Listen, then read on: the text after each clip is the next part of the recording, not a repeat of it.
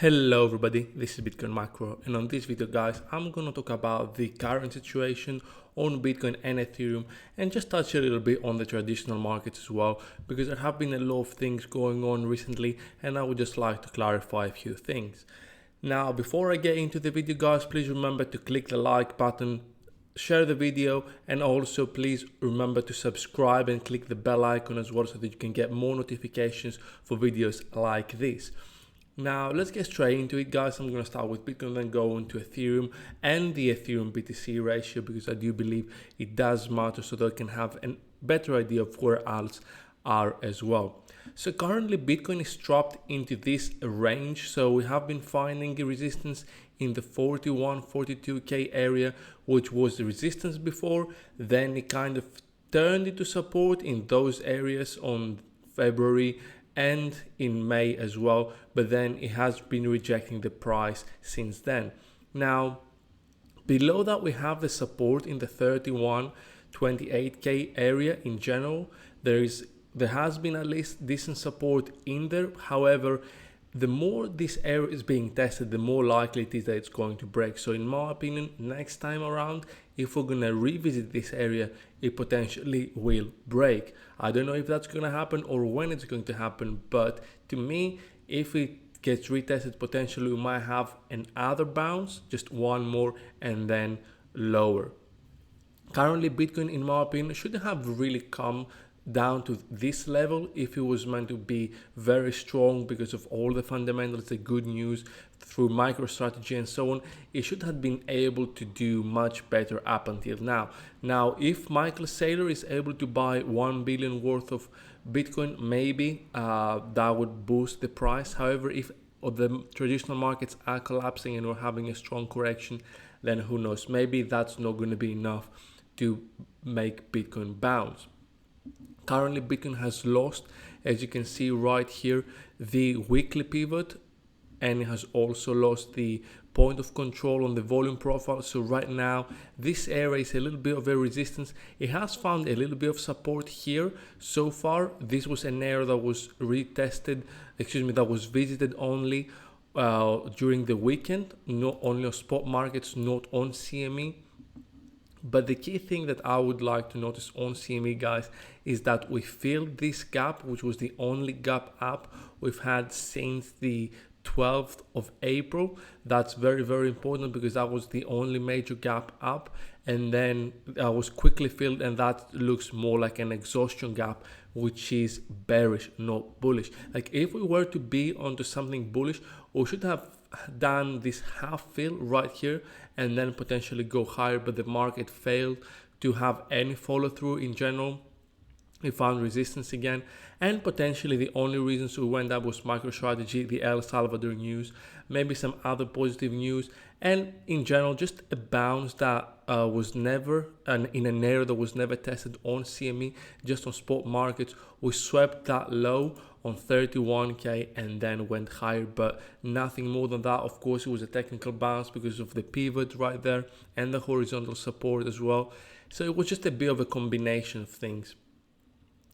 Now, when it comes to Bitcoin, and let's have a look at the moving averages, Bitcoin is not a great spot. It's right back in the middle of that range. However, a death cross is coming. So even though it might bounce from here, I don't really think that bounce is going to be very strong, especially if we touch a 300-day moving average one more time. I think it's going to be very, very weak. That's not going to hold. Already, I do believe the fact that we've touched it twice or three times, depending on how you see it, it's already quite a bit, especially because we have touched this area so many times. Once that breaks, we have that massive gap below. So essentially, this whole area from, let's say, 14k or even maybe 12k, it has been just a massive rally, and we didn't really have the chance to retest some of these levels.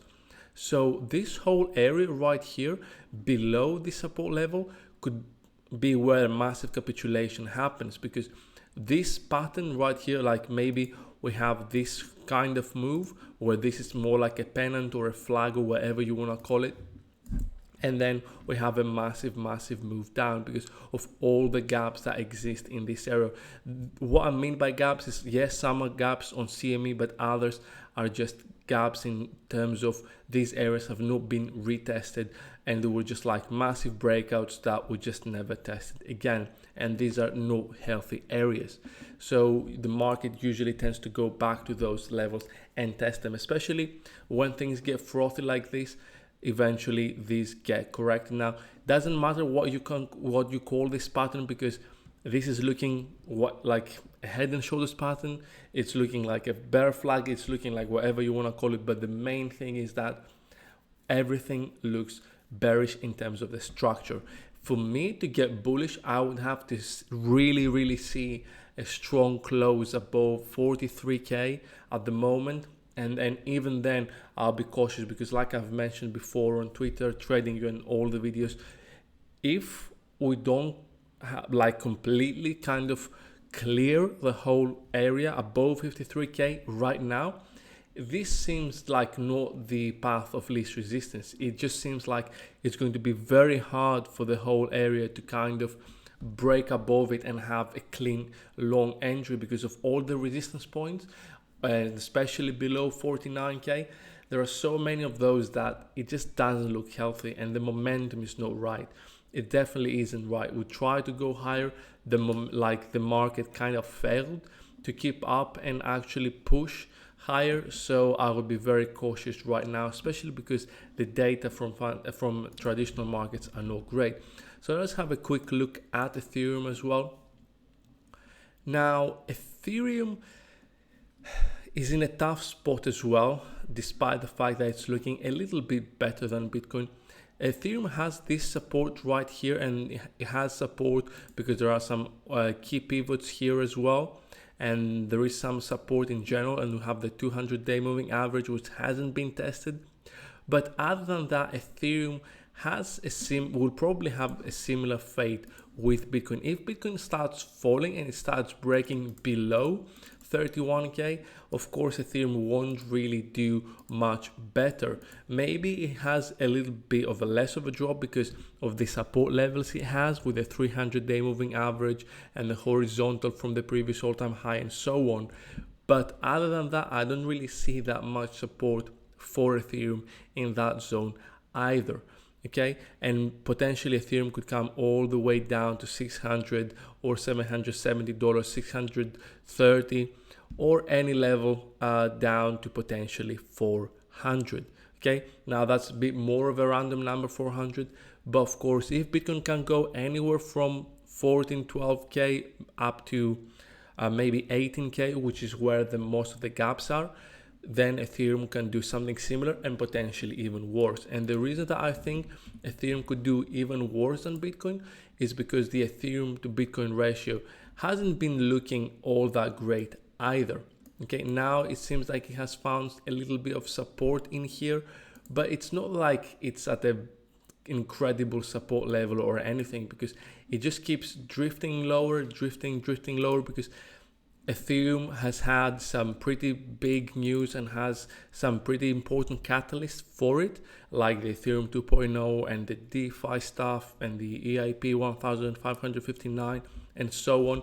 But remember guys, there was a little bubble on Ethereum, and that's why this will have to potentially correct. Now that's of course versus Bitcoin, but the bubble, whenever we see such things, when the demand drops, those moves that were so explosive despite the fundamentals, they tend to reverse. Okay, and we have seen this happen on Ethereum over and over again. So it's not something that it's new. Okay, so this is a key important area for support for Ethereum. It could reverse this eventually. Now this might take many months. It might take just a few weeks, maybe take a few days. I believe it's going to take a few weeks minimum, maybe a month minimum for this to get filled, but eventually it could potentially reverse this move and even come a little bit lower before going higher. Now Ethereum has been on an uptrend since September of 2019. Maybe somebody wants to say that this is the actual uptrend of Ethereum, but the truth is that Ethereum has been in a very strong uptrend versus Bitcoin for quite some time.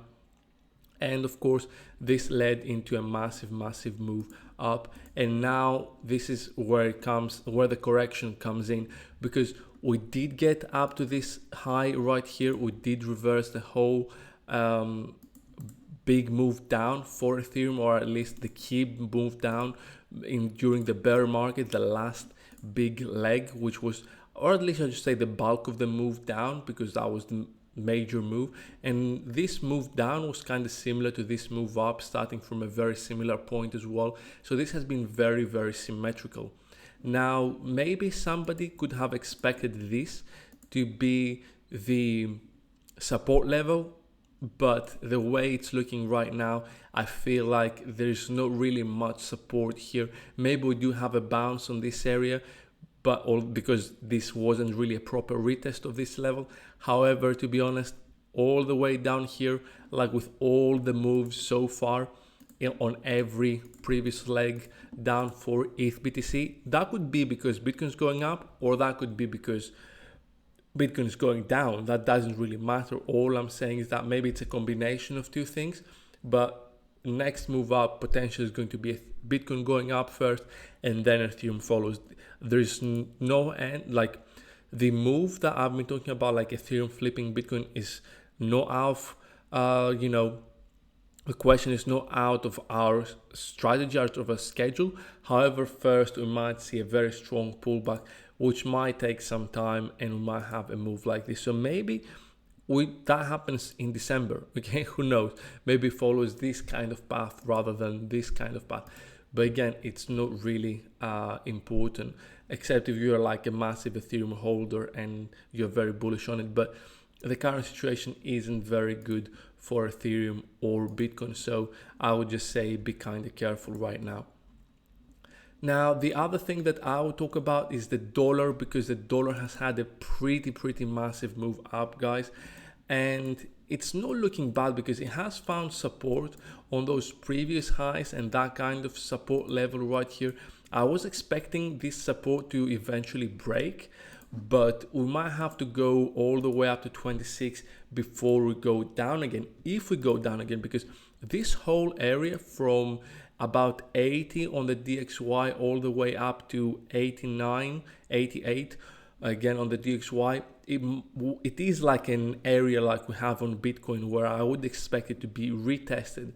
However, this might not be the case, and if this has been just a consolidation for the dollar and the dollar starts exploding higher, then we do have a problem. Because remember, guys, none of the problems on the financial system have been solved, and QE doesn't really solve anything, okay? It only exacerbates some of the problems. So if you believe that inflation is near, or inflation is like not going to be transitory and it's going to be massive, then okay, I understand. However, I'm not in that camp. I do believe most of the inflation is coming due to supply constraints and not that much from money printing or anything like that, because there is actually no real demand. There is no proper demand. There is no aggregate demand. There is no boom in the economy.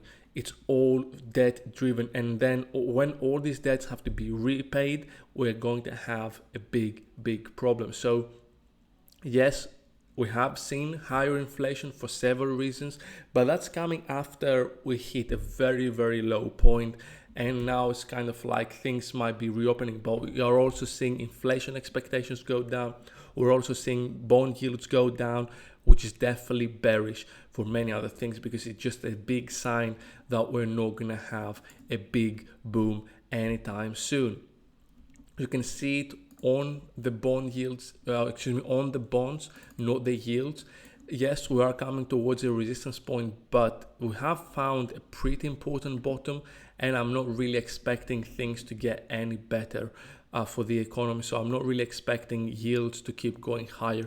Plus, if I just have a look at the TLT so that I can explain something very quickly on the bonds, this move on the bonds has not been abnormal. Okay, the big difference is that it's coming from a place that was much higher than the rest, and the yields were much lower. So in terms of in actual percentage yields, that move has been pretty big. However, if we just look at all the previous massive corrections for bonds, this has been just a typical bond correction so far. Okay, yes, we have had that massive spike. That was like a very strange period, especially with the Fed having to intervene and so on. But I'm not really thinking that inflation is going to be so massive anytime soon. So bonds are probably going to start slowly recovering once again. If we start seeing them go much, much slower, then maybe I'll change my mind. But bonds going higher, which means people are looking for a safe haven and they're looking back for deflation. They don't believe the inflation story. That's a bad sign, and that coupled with the dollar going up, that's even worse, because people are definitely chasing whatever is safest, and they're doing this with long-term bonds and with the dollar. Okay, and that's not a good sign. That's not how inflation should be. Now maybe this is just a correction, so maybe I'm wrong on whatever I'm saying. So this is more like me trying to explain the situation rather than trying to take sides. Because when I look, for example, at the Nasdaq, this might be looking topped, this might be the top, but the Nasdaq might be the greatest beneficiary once again from deflation, because those big tech companies are the ones that benefit the most from low growth, from low interest rates and so on, because they defeat the competition. Deflation means less companies do well, so those big companies will be doing better, so more money will be getting into those stocks long term. Now in the short term, the S&P and many other indices are not looking as great, so they might be moving lower soon. Because if you have a look right here, this is a little tight right now. Okay, I'm not saying this is the best chart or the best line I could draw, but it's definitely looking tighter and tighter and tighter right here. Okay, so the fact that the S&P, I was gonna say Ethereum, the fact that the S&P failed to make a new high, and after it made an SFP it kept falling, it's not great. I don't really like the Russell 2000 right here. It's looking like a distribution top, and if it starts falling and we reverse the whole vaccine trade, that's not going to be great, because we have seen many of these moves be retested, kind of, those moves kind of retrace the whole move. That would be a massive drop, and I think I've mentioned that before on the channel, or it was on other ideas, but we have seen the same thing happen with the Nikkei many times. When you have such a big breakout, usually the market does come back to the point of the breakout. So if that happens again, we're gonna have a 20 to 30% drop in stock markets. And when did that happen before? At the bottom in 2018, where we had the big drop for Bitcoin from 6K all the way down to 3K, and maybe something similar happens this time around. Now back then, the first correction we had, where Bitcoin dropped down to about 10K and then maybe dropped down to 6K. We had two major corrections back then for stocks, but they were about 10%. Now if we get another big correction for stocks while we have all that kind of craziness going on with bonds and the dollar, where they have violent moves, maybe crypto suffers a lot more. Currently we haven't seen a full breakdown, but these charts are not looking great. For example, if I look at the silver chart, it has broken below the 50-day moving average. It's testing the 200-day moving average, with the 200-day moving average being flat.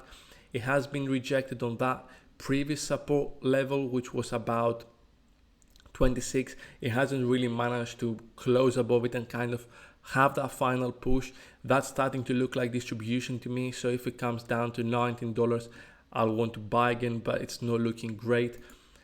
Copper has had a big breakdown after testing many times the 50-day moving average. It's breaking below its diagonal. It has several big gaps all the way down to 3.7 and even 3.2 dollars, and it's not looking great. So for copper, for example, I do feel like this SFP right here from that all-time high, copper made a new all-time high but failed to sustain it, and it's not looking great. For copper, I do feel like it was mostly supply constraints. Same thing with oil and other stuff, but oil looks a lot stronger. And this is the last thing I'm going to talk about here, guys, because I feel like oil might keep going higher, but this doesn't mean we have proper reflation and things are going well. Okay, I do believe that people have been buying into a story that is not accurate, that's not true. I do believe, however, stocks will go higher, but that's for different reasons. That's because of money printing, and that money is not going anywhere productively. It's just going to end up in the stock market because people won't have anything to do with them. So we have that disconnect, that at least people think it's disconnected from reality, the real stock valuations, because of the devaluation of cash. However, the velocity of money is very slow. We have too much debt. We're drowning in debt. We don't have proper productivity. There are so many things going into these guys that, again, I can't really tell you what the future is going to be. In my opinion, at some point, we're going to have a correction in stocks. Maybe stocks continue just higher, regardless of what I'm saying. So this might just be a simple move from the dollar that's going to reverse very, very quickly. However, because of what is going on with the FOMC, with the Fed, they're probably going to raise rates at some point. They are kind of getting scared by inflation, although I don't believe that this inflation is going to be permanent. At least I don't believe we're going to have permanent high inflation. But if they do, I guess that if they start raising rates and they are very scared, we're going to have a problem. In my opinion, they can't raise rates.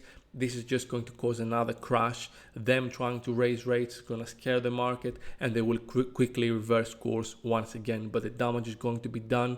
I don't know if they can stop the dollar from rising, regardless of whether they raise rates or not. So just be careful right now. I don't really feel like these are the best conditions to taking a lot of risk. At least that's my view. Maybe you have found some very, very important coins or ideas, but I haven't. So I'll just be a little bit more cautious. If you want to play long the stock market, maybe choose the Nasdaq if that's what you want to do. Now, if you prefer some specific alt, yeah, go for it. But in my opinion, if Bitcoin and Ethereum are going to be going down, I don't really believe many alts will do very well. So that's it from me, guys. Please remember to like, share, and subscribe. You can also follow me on Twitter, Telegram, and TradingView, where you can get more of these updates because I share a lot of stuff over there as well. Hope you enjoyed it. That was a little bit more educational than the typical video. I went into traditional markets, which I very rarely do. So I hope you liked it. Remember, maybe Bitcoin does manage to get saved. Maybe, I'm not sure. It has to do something very quickly. And if it starts going above 42K, that's great. But if it starts falling below 32K once again, I think it's probably done. Maybe it's already done, but because we are in the middle point of this range and of this kind of like consolidation area, there is some hope. But I would just suggest be very, very careful right now. So thanks a lot for watching, guys, and I'll see you on the next one.